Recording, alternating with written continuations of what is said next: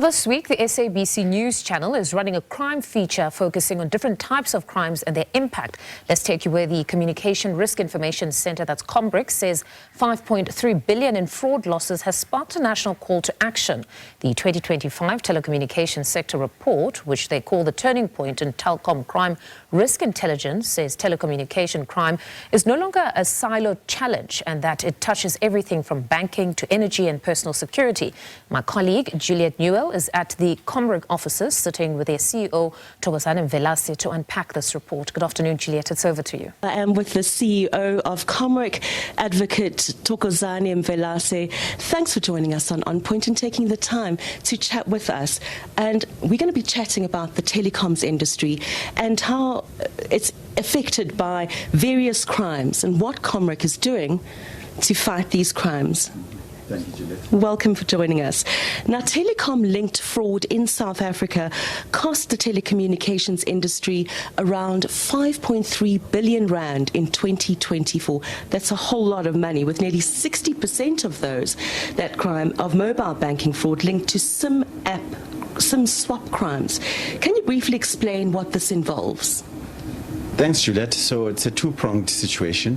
Firstly, the telecommunication direct fraud, which is that 5.3 billion, talks about network and service fraud that affects directly the telecommunication industry. Then when we talk about the SIM swap is a two-pronged as well, because it affects both the telecoms industry and the banking, where the SIM swap is used as a conduit to access probably some of the banking apps, but of course you still need the authentication on your side of the bank. So that's the impact that we've seen. On our side from the telecoms is really around issues of network and service, which, for example, subscription fraud. So the impact has been huge on our sector as well. How do criminals actually carry out the SIM swap scam?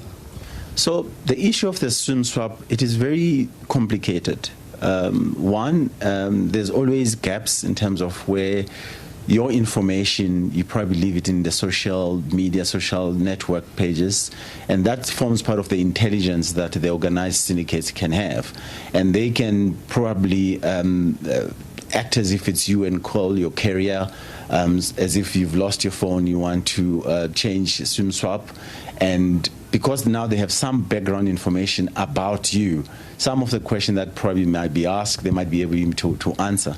But at the same time, whilst they're calling your network operator, one of them, because it's never one person, it's a syndicate, one of them might be calling you simultaneously, so that whatever the questions even your network operator asks the other criminal, the other one is able to ask you those. So it becomes as if it's simultaneously at the same time. So it's a very complicated one. But there's been quite a lot that has been done to try and reduce the impact from the network operators. What are the network operators doing to try and, get a grip on this and protect the consumer? So one of the other things that network operators now are really pushing is that the issue of biometric and two-factor authentication. And also we encourage more and more of the customers that they do the SIM swaps at the shops, because there at least you are protected in terms of that. But also what the network operators have done, they've increased the security protocols for authentication to make sure that we don't have a lot of SIM swap leakage. We've reduced them over time, and that's what some of the impact that we've made sure that we manage and arrest the situation of the SIM swap. Another major cost affecting the telecoms industry amounts to about 7 billion rand, and that's infrastructure damage. So it's copper cable theft, it's sabotage, it's battery theft. What is COMRiC doing to try and address this and prevent this from happening? I think firstly, the importance that the formation of COMRiC was a big stepping measure by the network or the telecommunication sector, because previously it was all fragmented. So COMRiC, what it has allowed is that the network operators can come together and share some of the threat intelligence information, and through that we are able to identify syndicates, because it's mostly common syndicates. But also we worked with other sectors, like other utilities. It could be your Eskom, your your city powers and so forth. And we also work with law enforcement where we share these threat information, the syndicates or the criminals that get arrested. And through that information, we are able to identify where it emanates from. But also what we do, we make sure that we support law enforcement for prosecution of some of those cases. What about AI technologies? Does COMRiC use AI technology to try and look at fraud, to advocate for fraud decline? And how do you scale this up sector-wise? So the use of AI is beneficial across the sector, not only just COMRiC, but across the sector, because AI enables us to do a lot of data analytics, looking at call patterns, for example. And the issue of machine learning in the AI, you can script it based on what you see and what you pick up. So there's continuous learning around where we can use these AI machines, and we've been effective, and I think it has really assisted the industry in clamping some of these digital frauds that we see happening. Now, how is COMRiC collaborating with ICASA to update RICA and fix OTT gaps within apps like WhatsApp? I think the issue of ICASA is our regulator as the sector. But when we talk about RICA, it sits with the Department of Justice. There is currently discussion between our regulator, ICASA, and Department of Justice in terms of who should really own it.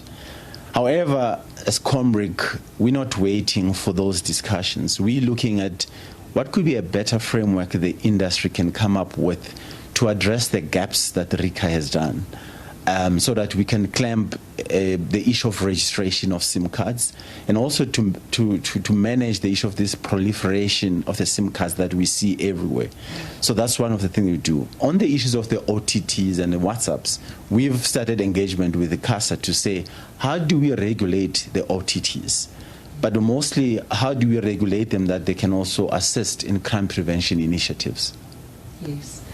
And then beyond drones and solar, what new strategies is COMRiC exploring against infrastructure sabotage? Key to us is that as a sector, we need to have a consolidated security strategy.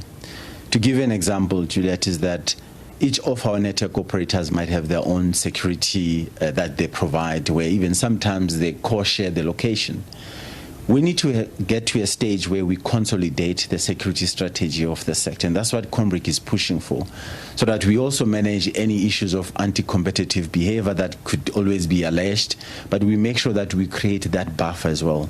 But also what also sometimes further complicates the initiatives is that the issue of infrastructure sits also with what we call the tower companies. So tower companies are additional players that we see in our sector, where now the infrastructure is owned by them. They're more like the landlords, if we have to use that loosely language. So we're looking at collaborating with them as well, because if we can share some of the information of these incidences, we are able to identify syndicates, we're able to identify criminals. So COMRiC is putting those interventions in place, that there need to be a more consolidated security strategy by the industry and for the industry as well. Now, how do consumers protect themselves against telecoms fraud? And does COMRiC have any awareness programs that consumers can log into or sign onto to protect themselves and make themselves more aware of what can happen? So I think if I can start answering the last question part, is that we are working on various consumer awareness programs. So I think what I can say at the moment, the consumers must just watch the space in the next coming weeks, because we will do quite a lot of social media awareness around what they should be doing. The issue of the consumers really most of the time lies in terms of what information you share there in the social media pages. Quite a lot we share so much that we're not aware to whom are we sharing this information. It's the same as when you get a call, someone pretending to be from your network operator, asking either an OTP or a PIN or even your ID, you share because you assume that's the person. You don't have that obligation when you're not too sure. So what I would really urge the consumers is that they must resist sharing more than what they should be sharing. Always apply caution when you're about to share. If you're not too sure, call your carrier so that you can verify if it is them that is asking for this information. Thank you so much for joining us today. That was the COMRiC CEO, Advocate Thokozani Mvelase, chatting to us today